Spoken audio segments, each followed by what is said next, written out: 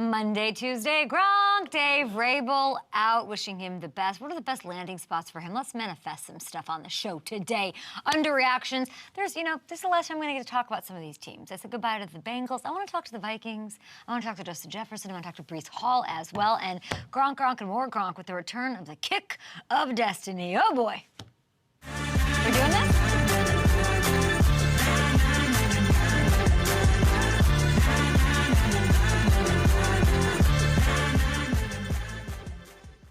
I'm just going to sit and wait till somebody tells me what's going on. Are we good to go?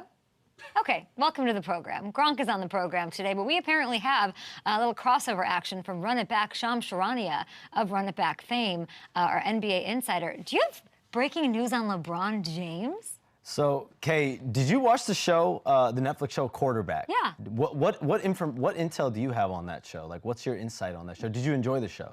I enjoyed the show.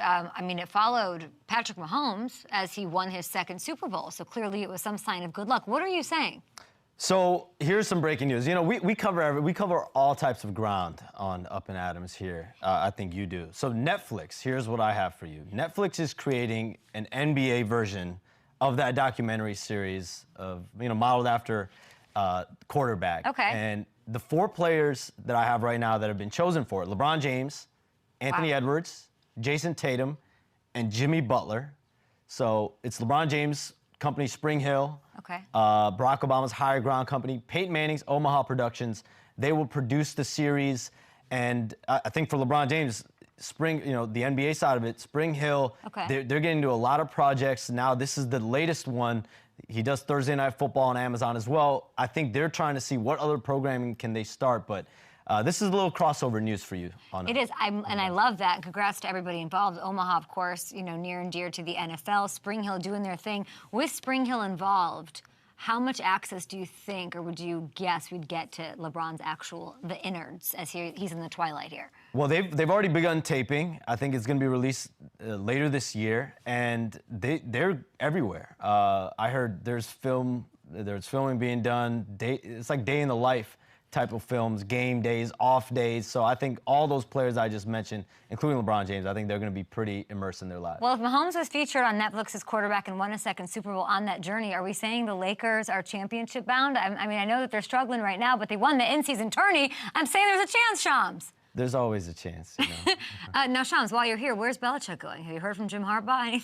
Anything I have nothing on any of that. Unfortunately, I'm not the insider on that. The world, and I mean the world, by the world I mean Chandler Parsons wants to know, did you find a girlfriend last night?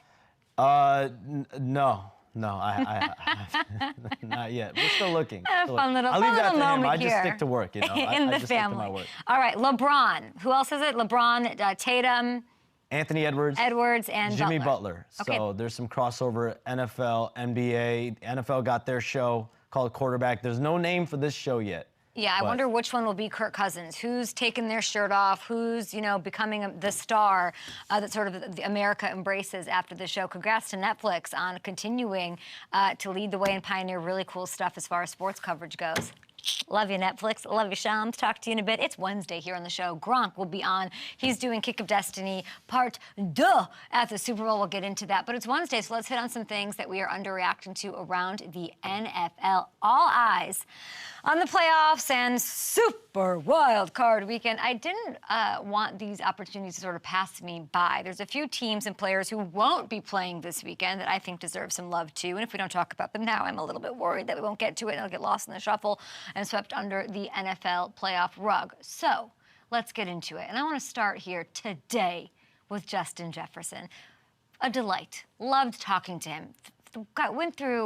He's young, went through a lot of adversity this year, wasn't out there after the highest of highs, like doing his thing at such a high level to end last season. So, yeah, I wanted to talk. I don't know what's going on in the control room. My God. Hold on. I talked to him a few weeks ago. Let me get my bearings here. After they played the Bengals, he'd just gotten drilled on a trick play where he would have had a chance to throw a touchdown pass. And I asked him about completing a TD. Listen to what he said. It was open. If I would have had like a second or two, I felt like I would have made that throw, and it would have been a touchdown to KJ. So, I'm pretty sure that I'm going to get it another opportunity one of these times, and I'll do better. It didn't work out. I want him to, successfully hit a touchdown. He got another chance Sunday against the Lions. Did he do it? At least it's what it looked like. I'm not sure this is what this looked like. It's hard to tell what this play could have been because he got hammered by Aiden Hutchinson before he even had a chance to do anything. What a Destructicon he is. But, Justin, I felt so bad you didn't get another chance to throw one out. Hopefully it happens next year. This is totally him. Yeah. Couldn't happen again. I think it happens next year. Aside from all this, though, Justin sort of did a number on me. He charmed me a little bit. I'm very interested in Justin Jefferson, and what he did this season is not insignificant. He racked up 12 catches for 192 yards and a touchdown week 18 against the Lions. That pushes them over 1,000 yards on the season. You guys, come back on camera. Let me put this into perspective. He only played 8 fully healthy games this season. Dost thou comprehend the absurdity of this statement? And even though the season didn't go the way he wanted it to, overall, it moved him further atop an insane list. Justin Jefferson just wrapped his 4th NFL season. He's heads and shoulders above everyone when it comes to the most receiving yards per game in NFL history. Calvin Johnson's there in a distant second. And it's interesting to sort of see his LSU teammate Jamar Chase, who he's friends with, not friends, are they buddies? I don't know, on there as well. So what an insane start to his career. In such a short sample size of games, he just went crazy again.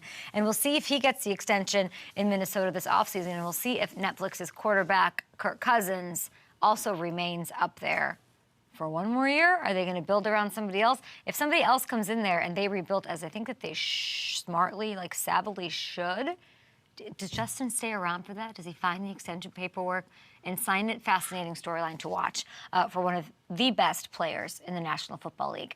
I also want to hit the year Breece Hall just had for the Jets. No Aaron Rodgers, guys. Quarterback issues out the wazoo, a makeshift offensive line in front of him, and he still had just a brilliant year. On Sunday, Breece racked up 39 touches. This is crazy. 39 touches for 190 yards and a touchdown to snap the Jets' 15-game losing streak to the Patriots. And that capped a really special season. If you look at this, he finished second to only Christian McCaffrey in scrimmage yards. Second to only McCaffrey in scrimmage yards. Led all running backs in receptions, accounted for nearly 35% of the Jets' total offense, 41% of their touchdowns. No other player in the entire NFL accounted for a greater share of their team's offense than Breece did for the Jets this season. And while he deserves a lot of credit, a lot of attention for the performance, I want to look at this as a bit of a warning shot to the league. Because Aaron Rodgers saying all these things about the Jets, the fan base deserving things, praise, whatever, when they're talking about this, and the Jets spend, hopefully this offseason, addressing some of the issues like the offensive line, are we going to see, I'm getting ahead of it, are we about to see a CMC meets LaDainian Tomlinson, meets Priest Holmes, type legendary season out of Breece Hall next year? This is a guy, they were chanting Dalvin Cook at training camp. Then he went and did this. Jets fans should be excited, embrace, and sort of exalt, give him his love. Keep him happy this offseason. Never mind the other stupid story. Breece Hall is the Jets storyline of note for me going into the offseason. Finally, amidst the doom and gloom of the sky is falling mentality surrounding these Dolphins, I just want to take a sec to sort of shine some positivity and spotlight around Devon Achane and what he accomplished this season. Did it take me 7 weeks to learn how to pronounce his name? Yes, it did. And I should have done it sooner because he could beat everyone in the NFL in the race. And what he's doing is absolutely crazy. And he's a delight. I loved having him on the show. He finished the year averaging 7.77 yards per carry. Oh, that's so efficient. Are you joking? Well, it's the most of any running back in the entire Super Bowl era. We talked to him about some of these records. This clip he's on. Second most all time. Beatty Feathers. I want a Beatty Feathers jersey so bad. I want a Bears Beatty Feathers jersey from 1934. He averaged a full yard more than the next guys on the list, and the only other player in the last 50 years to even be in the same ballpark was another Dolphin named Mercury Morris, all the way back in 1973. I'm sure Twitter will tell me all about Mercury Morris. This is historic stuff we're talking about. It's just not getting the attention that I think it deserves. And if that's not enough, he also finishes the year with 11 touchdowns on just 130 touches. Bonkers. Divide bonkers. If you notice here at the end of his latest score against the Bills, there isn't much of a celebration. There never is a celebration of this team that celebrates, and they're so fun, and they're choreographing, and they have like a walkthrough in their sweatpants on Saturday at the team hotel to figure out like what they're doing, like which like La Bamba they're gonna break out next. I talked to Devon, and I'm like upset. I like watching him score more than anybody in the NFL because of this answer about why he doesn't celebrate afterwards. I feel like, I'm a running back. I'm supposed to score a touchdown. That's how I look at it. So me making like big plays and me scoring a touchdown, I feel like that's something like I'm supposed to do. So that's why I don't be like into like the celebration. I mean, I'll be happy, of course, but it's just like I just be in the moment. I mean, I'll talk about it and like celebrate it afterwards, after the game over. It's his job. We don't celebrate we don't celebrate when we just do our job. That's his mentality, and I love it. I love the approach. I think he's very unique. Him and Raheem, a tandem that are unlike any other running back tandem. Mostert, by the way, he might not play. His status is in question. That's huge. And if you're thinking about, I'll ask Gronk, because I never played in like freezing conditions. I've never played football like outside of like Thanksgiving, whatever. Like I know I'm not the girl to talk about this. I don't always buy the cold narrative that it's like, I don't always buy it, especially when these guys come out there like without sleeves, and it's like, okay, it's just like is it a mentality thing? I don't know. But with the story, the hoopla around the temperatures at Arrowhead on Sunday night, largely in part to NBC wanting to talk about this game on Sunday and get the Peacock stuff drummed up, like that was a lot. Big part of Sunday night was about these temperatures. He's likely going to have a huge say in whether or not the Dolphins pick up their first playoff win in 23 years. Cold temperatures, run the ball, it all makes sense. So hopefully he does that, and hopefully he knows that our show is obsessed with him. Go Dolphins. All right, coming up next, the man, the legend, the kicker who controls his own destiny. The lights in the studio just went out. All right, Rob Gronkowski! And for Ralphie, the real star of the show, Spirit Fingers. Okay, Gaston.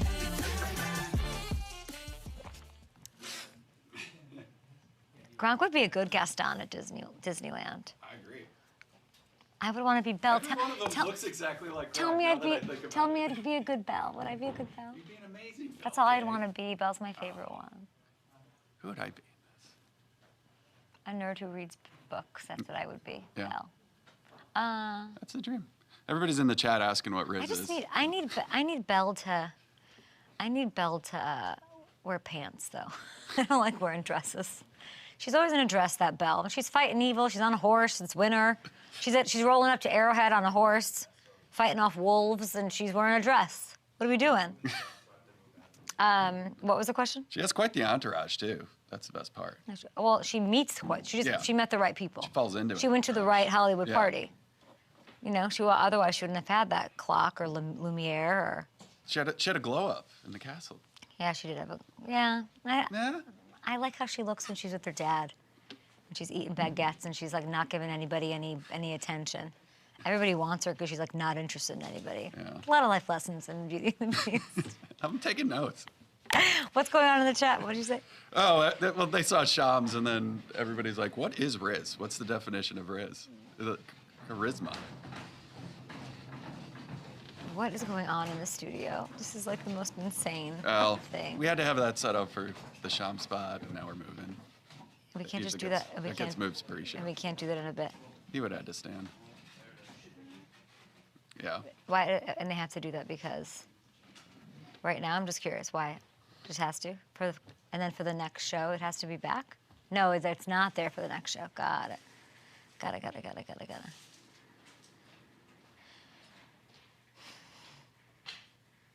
Okay.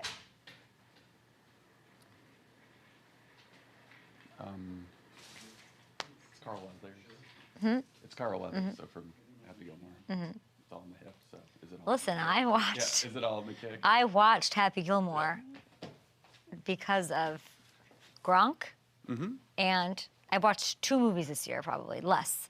Gronk kept talking about it, and I thought it would help me with the Netflix cup. Okay.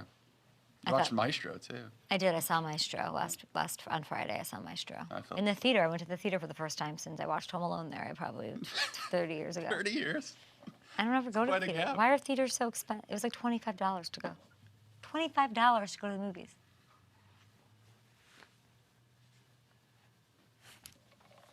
I mean, no better place than the movies, like Margot Robbie says.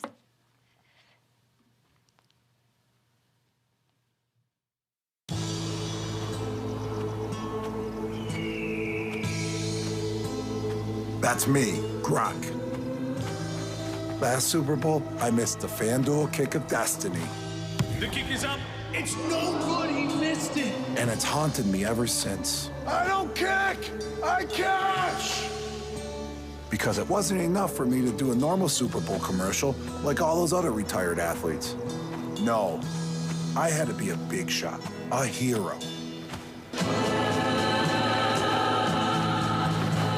So I'm going to a land of second chances, Vegas. And this time you won't miss. Get in.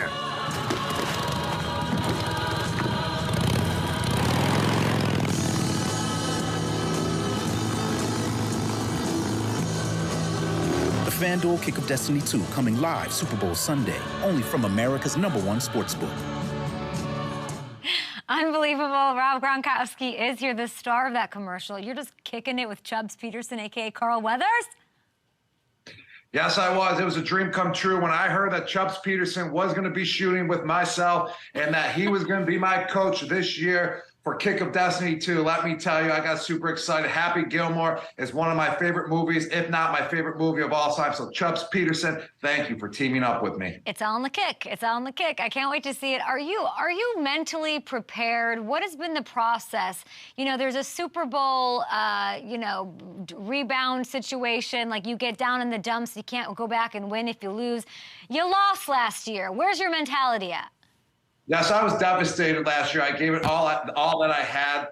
I'm telling you, I let America down, but it's like I'm going to bounce back, just like when we lost to the Philadelphia Eagles in the Super Bowl. Next year, we bounce back and we beat the Los Angeles Rams in the Super Bowl in Atlanta. So it's going to be the same type of bounce back this year. I'm going back to back, and this year I'm going to make it for America, and I'm going to make it for all my fans out there. Gronk said he could make it for America last year. He's going to try some different things this year. Maybe it's a different location. They were out of Arizona. We're in Vegas for the Super Bowl. It's happening during the Super Bowl. It's happening live, and you, FanDuel customers, fans of Gronk, whoever, you can pick whether Gronk is going to make or miss the second chance at the kick for their chance at an equal share of $10 million in bonus bets. It's a lot of money. How's your prep going to be different this time around?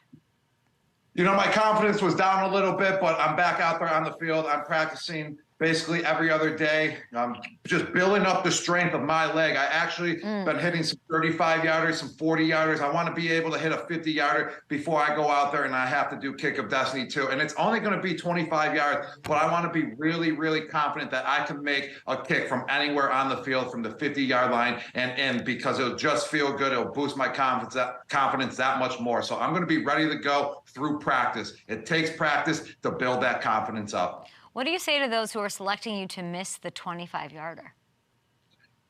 Oh, man, you know, there's a lot of people out there that want to see me fail. They always want to see you fail. I love to see the haters, but if you're going to pick miss this year, you're not going to get a piece of that $10 million in bonus bets. That's all I got to say.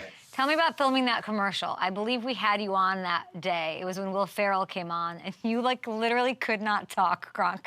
And I'm hearing you in this commercial, though. It kind of works because you're, like, downtrodden walking around the desert. It really works because I'm all beat up walking from Arizona to Vegas, land of second chances. But if you ask me, I think it's the land of sins. But I'm going to be a good guy while I'm in Vegas. And I'm not going to sin because I'm going to make this kick for America. And that's not sinning. That's helping people out get bonus bets. But at the same time, my voice, when you see the third commercial come out week 3 of the playoffs, it's because it's the training montage commercial, and I was screaming, I was getting everyone hyped up. And then the next day, we shot that commercial, so therefore I had no voice, but it went really well because I'm supposed to be beat up walking from freaking 3,000 miles from Arizona to Vegas. however far it is. I never know if I don't know if you were supposed to tell us that we're getting a commercial in the third week of the Well, playoffs. one already dropped, so it's, they don't get to see it. There's no sneak peek, but There's no sneak peek. now, week 3. I hear there's another cameo potentially. Let's not talk about it, but it should all be very exciting. I can tell you are more confident going into this one. We see you haters, and you guys can go to FanDuel, go to the sportsbook, go to FanDuel.com and pick whether or not he makes or misses. I'm on team make. I hope I'm there leading up to the Super Bowl. It's going to be must-see action with $10 million, like Gronk is saying, on the line. Let's get to some NFL stuff, my friend. Vrabel out. Initial thoughts, go. Very, very shocked when I heard the news that he was fired. I thought that he would be possibly traded so the Tennessee Titans can get some value.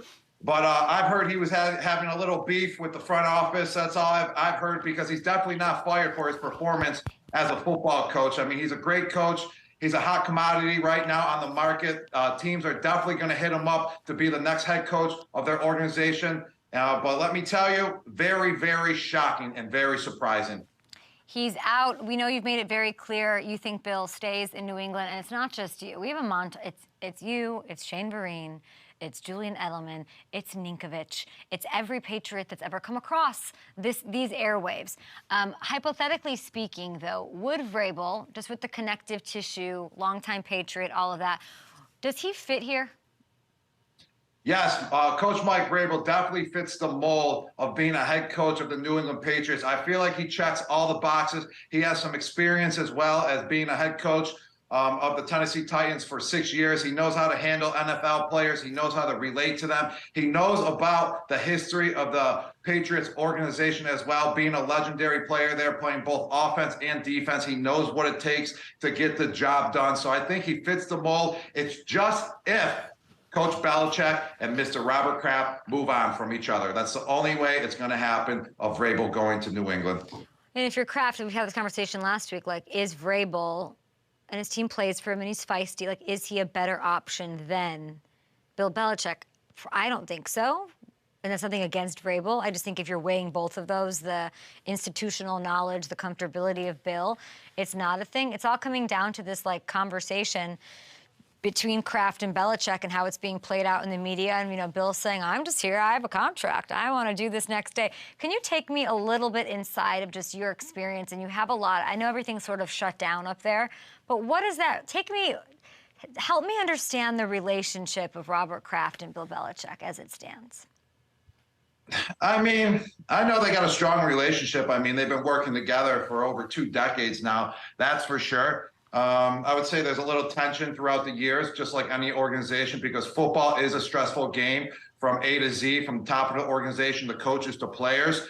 But in the end, they both want to win. They both want to be champions. And I can see them having a conversation and them trying to both figure it out, because they don't want to start over. I mean, they're both in a great position. They're both winners. And why start over when they can figure something out? I would say take their egos away and have a conversation. And if I think Coach Belichick can get some help within the organization and let up a role, as for example, the role of being a GM, and bring someone in to be the GM, and Coach Belichick approves who the GM is and let them bring all the players in, and Coach Belichick can just focus on coaching. Just imagine how good of a coach he could be if he just truly focuses on the players that are out on the field then, instead of worrying who he has to bring in. I think that's how they're going to settle this. They're going to bring a different GM in, and Coach Belichick is just going to coach the crap out of his players and be a well, solid team next year. That would be the dream. What you're saying is, like, get help, relent. Yes. But you know Bill Belichick. Be real with me. How much faith do you have that he can set aside that part of his very healthy ego and do that effectively? I don't have much faith, because they would have done it a long time ago. I have much faith. I mean, because he had a proven track record when he was doing it. I mean, he's getting a little bit older now. Maybe just you can't handle the role because of the age now. I mean, there's a lot going on. in life, and just, you know, as you get older, you slow down a little bit. I would still be playing if I wasn't slowing down as I was getting older. So, but you I are feel still like playing. You're kicking, Gronk. You're playing in the Super Bowl, Gronk. That's why I'm kicking now and not actually playing as a player, because I've slowed down a little bit. But in his press conference on Monday, it kind of showed me a different perspective of Coach Belichick. It kind of like he let himself be and basically said, I will be here. I want to be here, and I will do whatever it takes for me to be here and be the coach of the New England Patriots next year. And that means, hey, get some help, bring some help in, bring a GM in so he can just focus on the players that are out on the field and just coach them. I love that that's how you see it, and I'm such a cynic that I see a person who wants to get fired and collect all of his money and then go get hired and paid by someone else. I mean, I don't think he's at that point. He has money. He's been coaching for 20-plus years. He's been paid very well, tremendously over his time, his career with New England. So I don't think money plays a factor into this at all. I think it's happiness of where he wants to be, and I feel like he's happy in New England and doesn't really want to start over. What do you want to say to Matthew Slater today? Oh, yes, Matthew Slater, man, congratulations on an unbelievable career. If you retire, he hasn't retired yet, correct? Okay. If he retires, Matthew Slater, you were the captain, you were the man, you were the guy that was the gel in the locker room from the morning to, in the afternoon to before practices to after games. Thank you, Matthew Slater. Well-deserved. Just every honor that you are going to receive post-career. You're a great guy on the field, off the field. You're not just a great football player, but you're also a better guy. Slade, congratulations on a wonderful career, if you call it quits, my man. Oh, my God. What is it with you New England gentlemen and your inability to make a decision? Tom, Bill now's in, out, Kraft, I don't know, do I want him doing? You, Slater, I think Julian took a minute. Danny's running around doing stuff in the NFL. What is so hard about walking away? All right, I'll tell you this. What's so hard about walking away? Coach Belichick always engraved in us, hey, don't make a decision a week or two after the season. Ooh. Because the emotions are flying high. The emotions are the emotions right there. They haven't settled in yet. Take your time. Let everything settle in. Don't just, make a decision based off of what happened the day before or what happened that season. Let yourself calm down, relax, go on a little vacation, and then go from there and see what you really want in life. Okay, you just gave really good insight on where Bill is right now. That's the advice that he's always given you. I'm sure that's what Bill is doing. He's taking it day by day onto Cincinnati style, and he'll see how he maybe feels in a couple of weeks. That was very insightful. Where do you think Vrabel should go, if not New England? Oh, man, if he doesn't go to New England, I mean, I feel like he's a coach that wants to be coaching in the NFL right now. He's young. He's got a lot of energy. He's ready to go. Raiders, Chargers, Washington, Falcons, Panthers open right now. I don't think the Panthers, no. I would say maybe possibly Washington. That would be a great place for him. And also the Los Angeles Chargers, I feel like, would be a great scenario for him as well. I'd love to see that. All right, we got big games. We got this super wild card weekend, which gives us this kind of, in my opinion, and I'm a company gal, I love the NFL, this icky Monday night game. Not a fan. Whoever wins gets a short week on the other end. I want 3 games. Give me 2 days of football and I'm done. But Monday night, it's these banged up quarterbacks. So I guess they have an extra day to heal, which is nice. Baker's hurting. Jalen Hurts is hurting. It's Eagles, it's Bucks. It sounds like both are a go to play in this one. FanDuel Sportsbook has Philly favored in this one. Let's talk about, this is not what I wanted to even talk about with you. Let's talk about this game because you, my friend, let's refresh your memory. Your Bucks team, you didn't win the division in 2021, but your last touchdown was scored in this matchup, right? Yes, it was. My last career touchdown was scored versus the Philadelphia Eagles. I think it was the wild card weekend in the playoffs my last year. I think, what was that, 2021? That's right. Yes. So you scored. By the way, that was, can we see that again? Is that voted most wide open touchdown of your entire career? Yes, I think it was. I appreciate the Philadelphia Eagles. What is this? By letting me score my most wide open touchdown of all time and my last touchdown of my career. Thank you to the Eagles. I feel like this game's going to be kind of the same scenario again. I think the Buccaneers are going to come away with a win in Tampa Bay as well, wild card weekend. Why do you think that? Break it down for me. You know this matchup, you know this Bucs team very well, and you've lost a Super Bowl to this Eagles team that likes being an underdog historically. Yes, Tampa Bay, they're kind of hot right now. Yes, they're a little bit inconsistent, but it's a home game for them as well. Mike Evans and Baker Mayfield, I think they're going to turn it up a notch a little bit as well. Same with Chris Godwin. He's going to come through and make some big plays for the team. But the Eagles, I don't think they can, continue, their success that they had from beginning of the season. I think they took a kind of a fart downhill the last 5 games. They lost 4 of their last 5 or 5 of their last 6 or whatever. I don't think they can pick up the slack from where they left off at the end of the season. I think it's kind of like engraved in them right now. There's something going on. There's some energy going around that organization that's holding them back. The Bucs organization, which you won a Super Bowl with, and I know that you like the people in that building. Baker was asked about how he handled this year on the way to their division win, and he said, I really like the answer. I learned how to handle adversity better. And he said, I've been surrounded in this organization by great people who are helping me do that. What is it about this organization with this Bucs team? Obviously, you've got your players in there, your veterans, Levante, you've got Mike Evans, all of that. I'm not comparing it to the Patriots, but Tom left the Patriots, and it's been what it is. And you look at Tom leaving the Bucs, and here they are winning the division.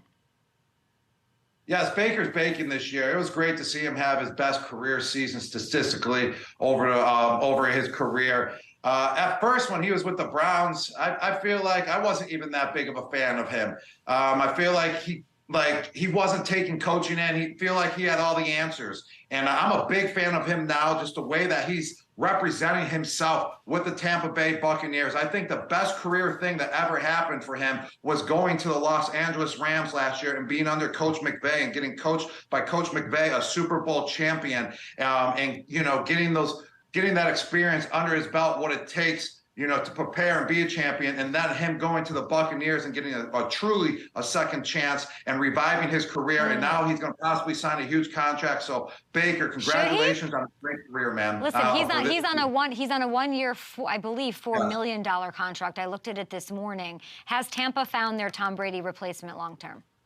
I think they have. I think he's going to be with the Tampa Bay Buccaneers for quite some time. I think they're going to sign him to a long-term deal because it's going to be a team-friendly deal as well. I don't think he's going to, expect to get the contract of $50+ million at a quarterback, but I think they can sign him to a team-friendly deal, whatever the range is, and then build a strong team from there.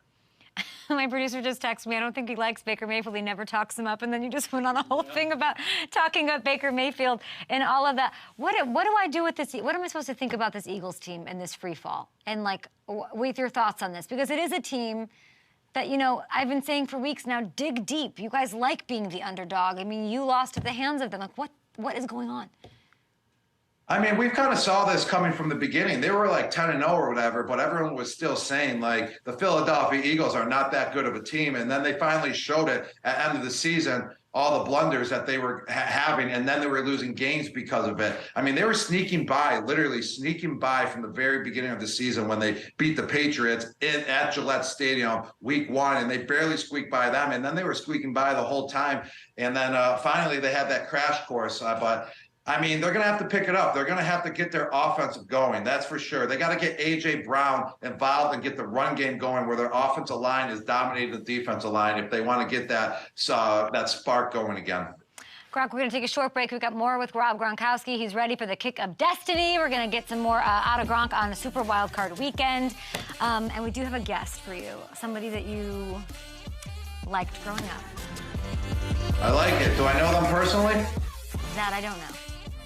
All right, we'll see. We'll see. Can you guys put the slate up? I'm calling Hamilton. Excited.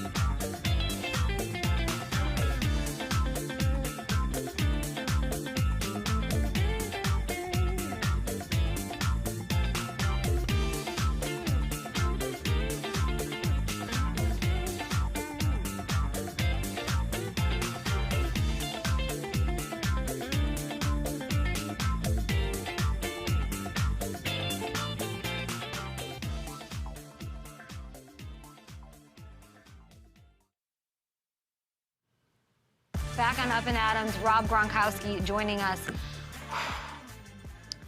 I'm a little frustrated today, Gronk. Tell me a joke or something. What do you got? Why are you frustrated? Kind of lots going on, you know, it's just the workflow wins championships kind of stuff going on here, but it's okay. We're working it out. I want to ask you about Super Wildcard Weekend. You didn't have a lot of experience playing on Wildcard Weekend. Obviously with Tampa you did, but I want to ask you about the Browns and the Texans. Kind of listen, you said all year long, C.J. Stroud, Offensive Rookie of the Year, you were in on this cat, like, let's go. Not super easy, though. Like, your first playoff action is going to be up against the #1 defense in all of the land, which is sort of wild. We're looking at the odds down here right now, but the Browns beat the Texans in Week 16. The problem is, and I talked to Joe Thomas about this, Browns legend, yesterday, C.J. Stroud didn't play in that game. Is it a good thing for C.J. that the Browns have not seen him?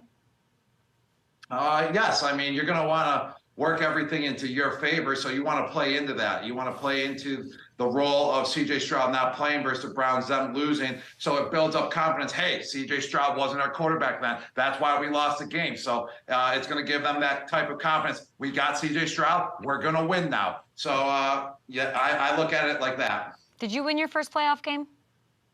My first playoff game, I actually did not. We had a bye week. Actually, I really don't have that much experience with Wild Card Weekend because the first 9 seasons in New England, I had 9 bye weeks going into the playoffs. That's absurd, okay? That is absurd to have 9 bye weeks. Freaking A. But my very first playoff game, it was actually a very unfortunate situation. I lost to the New York Jets in my first playoff game. Yes, I can't believe you just brought that up, Kay. That was not cool. I'm sorry. I know Hamilton just texted me. He lost to the Jets in his first. I didn't think you won. So what advice would you give? And I like that you're saying it is sort of nice for CJ. This Browns team has not seen him yet. You know, part of me thinks like it would have been better to sort of get his feet wet against this defense. But the playoffs, as it's always described to me, it really is a different animal. Like the regular season does not matter, even though it was Week 16 not that long ago. What advice would you give, knowing you lost your first playoff game, to the, what do you call it, like poop green Jets team that you don't like so much? Yeah. What advice would you give CJ going into this one? Treat this game just like any other game. I mean, don't, overthink it at all. I mean, it's a game of football. Once you start playing from the first snap, it's just like playing any other regular season game. So don't overthink. That's number 1. And then number 2, go out there and have fun. It's a game of football. And also, they're at home. It's Houston. They're in Houston, so he's got his home fan base around him. It's not like he's going on the road. It's going to be super loud, so he can do his thing on offense. But just overall, C.J. Stroud, go out there and just don't overthink and have fun like you've been doing. And I will say the Browns defense, Myles Garrett and all, they have not been as formidable on the road as they have been on home. So we're saying there's a chance. You picked the Cowboys to win the Super Bowl. They got these pesky little Packers that got their quarterback for the next 20 years, I'm sure. In Jordan Love, they also have a healthy Aaron Jones back in the mix that hopefully stops, the game flow and the game script and keeps CeeDee Lamb, who might be the best player in the NFL, off of the field for most of it.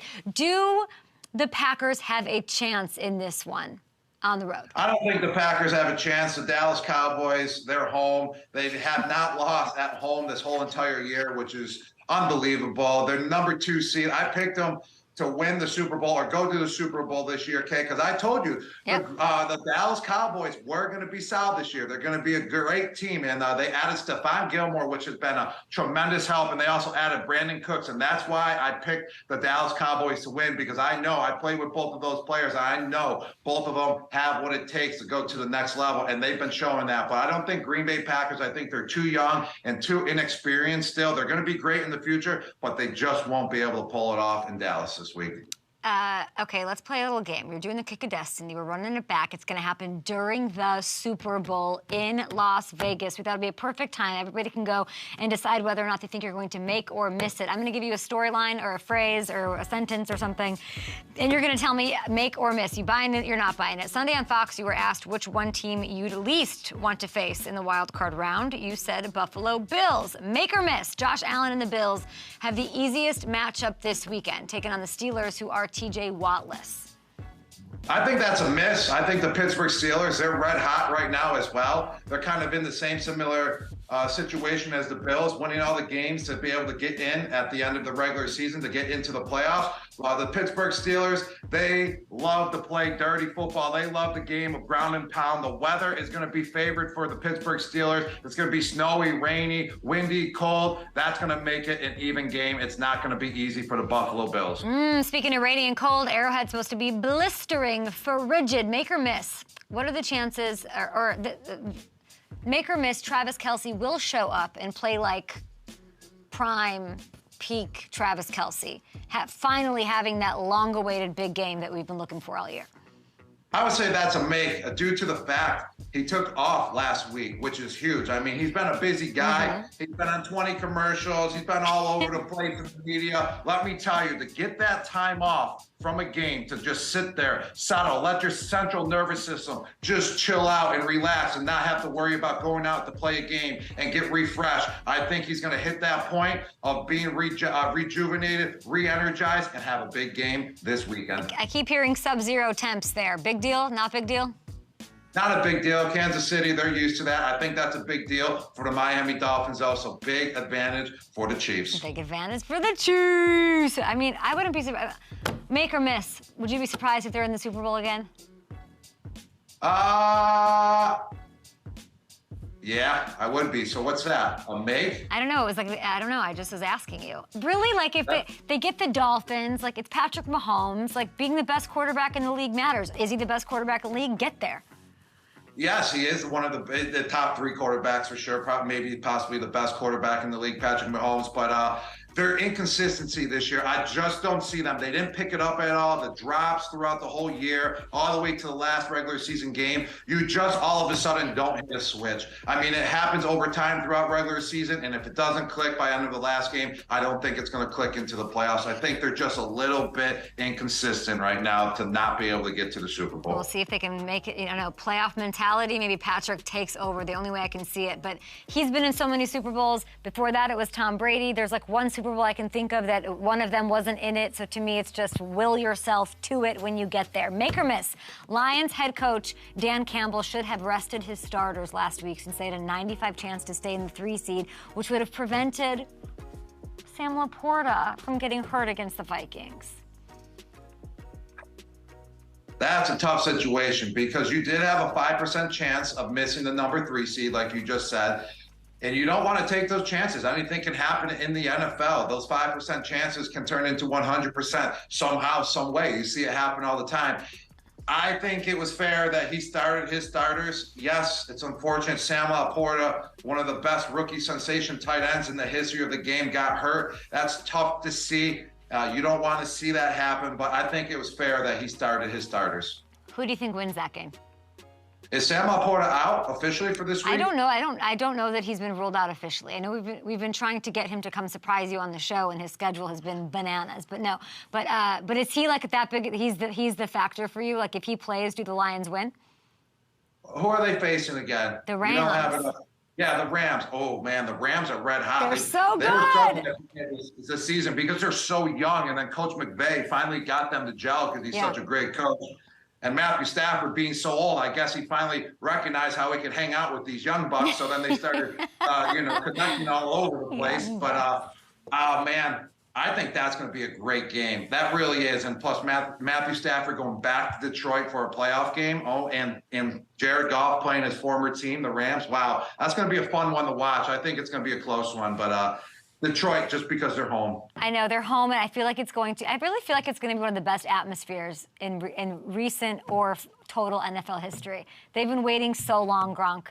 They have a home playoff game. It's just going to be absolute madness there. I can't wait. Yes, I'm excited for it. I'm excited for all the matchups, actually. There's really no matchup this week that's not a headline or not like a true blowout. I think they're all great games. They truly are. And then we'll have I think we're going to have Calvin Johnson on the show Friday previewing that from a Stafford perspective, obviously from a Detroit perspective, but I think he's going to get a nice standing ovation from everybody when he walks into the door. Let's see. Last one for you. Oh, let's do this. Let's make or miss a Kay and Rob No Sweat same game parlay. Let's do it. Let's make this one. You and I have some work to do. Let's do it. Let's hit up a parlay. Let's cook up a winner. Who you got for your first leg? I think we wrote it. Yeah, you got it? All right, I'm going to go with Jared Goff to have over 225 yards passing. All right, Jared Goff, lots to prove in this one. I think he has that, but everybody keep your eye on Sam Laporte, of course. I'm on Ross St. Brown, anytime touchdown. He's scored in 4 straight, 7 of the last 9, and if Laporta doesn't go or is hobbled, he will be the dude. I'm going to go with an anytime touchdown as well, but with a player on the Rams on the offensive side, and that's Kyren Williams. Yeah. Whenever he has a big game, the Rams have a great chance of winning. Very Todd Gurley, Super Bowl-esque vibes out of Kyren Williams. I agree with you. He's been this absolute stud. Young player, so fun, him and Puka. And then I will go with, let's do Matthew Stafford vibe here. Let's go 250 plus. I feel like it's going to be a high-scoring game. I know that, the Lions, whatever. It's going to be a high-scoring game. So I think 250 is easy, back and forth. And Stafford has thrown for 250 yards or more in 5 straight games. So to recap, Rob's got Jared Goff throwing 225 plus. I've got Amon-Ra St. Brown. Anytime touchdown. Rob likes Kyren Williams for the same thing. And I'm finishing it off with Stafford throwing for 250 plus. And all FanDuel customers can place a no-sweat same-game parlay every day of games. Playoff action is here, guys. Head over to FanDuel. Put up a 3-leg SGP every day during the playoffs, and you will get bonus bets back if it doesn't hit. No sweat is the way we like it here on Up and Adams with the Gronkster. All right, Gronk, we've got lots to talk about with you, so stick around. We have a surprise guest. Somebody just told me Spice Adams is here. That's not true. He is not here, but we will be back with Rob Gronkowski after this. We got a surprise guest now. Bring him on.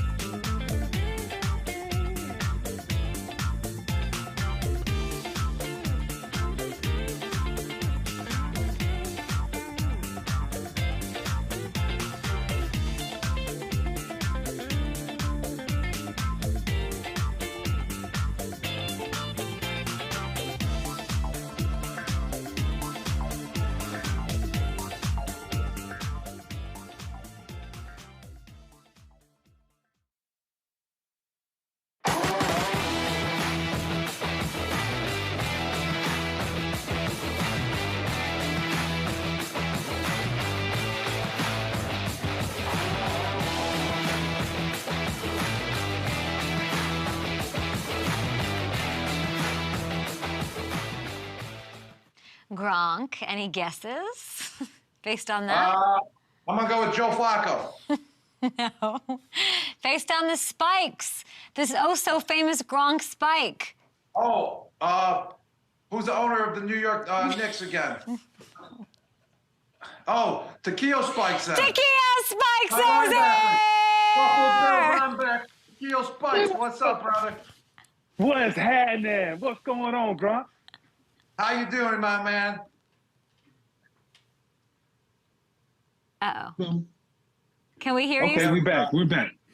Yeah, we're back. You don't fumble like that when you play football, man. You always make a tackle. Yeah. I know it. It reminds me of this one time that you led the league, the first tight end ever to lead the league in touchdown receptions with 17, man. So first time ever, man. So I guess it's the first time fumble that I had with the earpiece. All right, that makes sense. Adams, what's up? Takeo, it's so good to see you. Line back in 15 seasons in the NFL, All-Pro, two-time Pro Bowler, great. One of the most intimidating players in all of NFL history. Gronk has mentioned that you're one of his all-time favorite players, the Gronk Spike, all of that. Gronk, what did you admire so much about Spike's game? Just the way that you played, man. You were full out every single play, and you just represented the linebacker position. Just the way that you looked as well. I mean, you're Jack Diesel. Your arms are just popping out of your freaking sleeves every single game. And also, you showed no mercy every time you hit that hole. It's not like you hit the hole and backed away from the linebacker at all and had a soft tackle. You always laid the truck stick every single time. And that's why everyone admired you as a linebacker and just loved the way that you played and loved the way that you looked out there out on the field as well, man. Man, I appreciate that. I took pride into that. I give a lot of credit to Brian Dawkins got me on this program. Every Friday, we used to do special curls Friday. So he was like, Spikes, if you don't get in the weight room and you got to get the curls popping for Sunday, it starts on Friday. So, and then just a part of the game, man. You don't see too many linebackers who can play coverage well and then also come downhill. I took pride in playing 3 decades in the NFL. So for me, it was more so like, all right, even if we don't win the game, this opposing team is going to come back in on Monday morning and say, God damn, we had to deal with this dude named Spike. Yeah, I'm on that same workout program, Takeo, every Friday. I'm just I can tell. I see it. Hey, look at you. Can you please share what those curls were? Because I actually got a great workout in before this. I did 3 sets of 10 on the curls, but I want the Brian Dawkins and Takeo Spikes program of curls because that's what made you guys, the type of players that you were, because your biceps, both of you guys, Brian Dawkins and yourself, and your mentality going out on that field was just vicious. So what were the curls that you guys were doing? Come on, share the sauce. So it would be 6 sets. And so we would start out with 60 reps. Then the 5th set would be, well, not the 5th set, the 2nd set would be 50, 40, 30, 20, 10. But while we were doing it, we wouldn't go no heavier than 40 pounds. We would start at 40 pounds and then work our way down. And so that's kind of like how it started. Then we finish it off. You got to have the triceps. The triceps make it look like a horse kicked you in the back of the arm. So that makes it complete. All right, so you guys were running the rack. That's what it's called. You just run the rack from the 40s down, baby. And you just keep going until failure? Oh, yeah. We keep going. And chances are you probably wouldn't be able to finish in the end. But Doc would make sure he'd be in your ear and be like, come on now. Come on, God. He ain't cursing. Doc never cursed. He'd be like, come on, God, dog it. Come on, God, dog it. Dawkins, though, is just talking to that ball. Takeo, the two of you actually crossed paths once in your NFL career. Do you remember this? It was back in 2011, Gronk's 2nd year in the league. You were at the Chargers. What do you remember about this matchup? This matchup was... Look at you knocking that ball away. See, that's when Gronk had just came. Gronk, that was your 2nd year in the league. And listen, he was a big target. And we have never seen nobody to be as big as Gronk. Gronk did a great job of bodying players, especially linebackers, and then being able to go up and make contested catches. So to be able to get a pass breakup early in the game, it was like, all right, I'm on the right track right now. We got to shut down Gronk. I don't think we won that game, though, but that's another story. No, I remember that game. I still had 2 touchdowns, baby. And Takeo, you were just my hero growing up. I couldn't catch that ball. I'm my hero, man. I needed, I wanted you to keep looking good, man. So I couldn't do that to you. So that's why I dropped that one right there. Hey, what you think Belichick would say about that now if you would have told him that on that Monday coming back in the meeting room?